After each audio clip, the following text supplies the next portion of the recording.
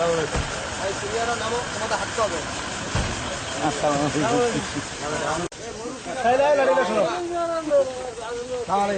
ভালো খবর? কি অবস্থা?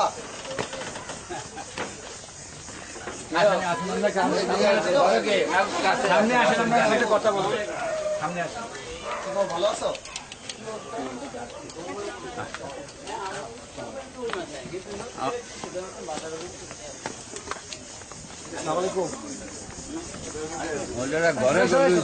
কয় টাকা লাগে আপনার? এখন দাম করতে স্যার 650 টাকা খরচা আছে আর আমরা বিক্রি করেন কত? মাত্র এখন বিক্রি হইতেছে স্যার 280 250 এরকম সর্বোচ্চ 280 টাকা। তাহলে এক মন ধানে আপনার লস হয় কত? এখন দাম কিসের কোনো স্যার ধরেন আপনার 250 টাকা বিক্রি হয় তাহলে আপনার 400 টাকা মতো লস আছে।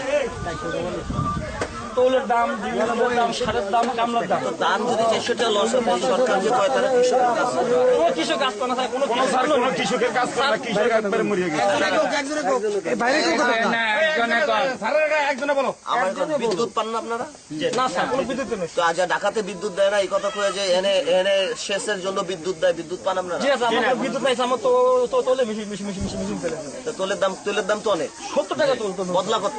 বদলা হইলো স্যার 300 টাকা এখন বর্তমান আমাদের লেবার চরে ধান কাটা। তো আপনারা তেল দিয়া আপনারা সেচের কাজ করেন, সেচের কাজ করি। এরপর আপনাকে এক কি ধান উঠাইতে এদিগুলি এক মন ধান তুলতে আপনার খরচ হয় 650 টাকা। 650 টাকা খরচা করতে আর আপনি বিক্রি করেন 280 টাকা সর্বোচ্চ। বদলা কত? 3 টাকা বদলা স্যার, চা খরচা নিয়ে। তো আমরা তো মরে যাবেন। আমার শেষ টাকা নাই তো স্যার, আমার পুঁজি সব আমাদের শেষ। আমাদের কৃষক স্যার এখানে আছে, পুঁজি সব আমাদের শেষ। এই শুধু পুঁজি শেষ। আর ই দেয় সার বলে দিব, মাগনা সার দিব। সার তো না, কই স্যার নাই, কোনো 22 টাকা সার আমরা কিনি স্যার। আবার ইন্ডিয়ান চাল বিক্রি। ইন্ডিয়ান চাল বিক্রি তো আমাদের এই বাঙালি চালের সব দাম কমা ফেলে স্যার। শহরে গেলে স্যার ইন্ডিয়ান চালের তো স্তূপ আহারও দেয়, আমাদের চাল কেউ খায় না। এবং ইন্ডিয়ান চাল কম দাম পায়, সব চাল ইন্ডিয়ান নিয়ে দেখে। দিন দিন আমাদের সারের বস্তা ছিল 300 টাকা, আর এখন হইলে 1000 টাকা।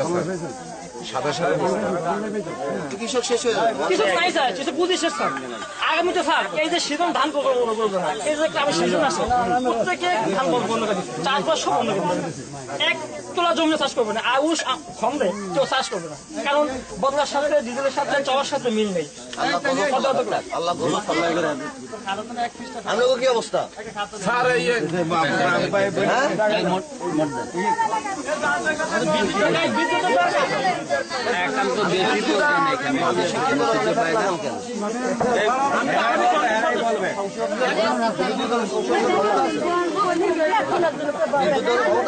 পার্লামেন্টে ধ্যান লাগবে না, ক্ষমতা না থাকলে আমাদের দাবি আপনারা বলতে হবে, কারণ আপনি আমাদের নির্বাচিত এলাকার সংসদ সদস্য, মন্ত্রী দোয়া করে বলতে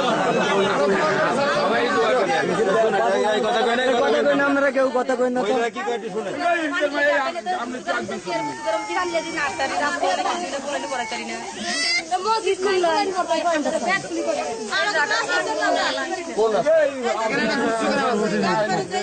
তারা আগে গড্ডে উঠেছে, রাস্তা উঠে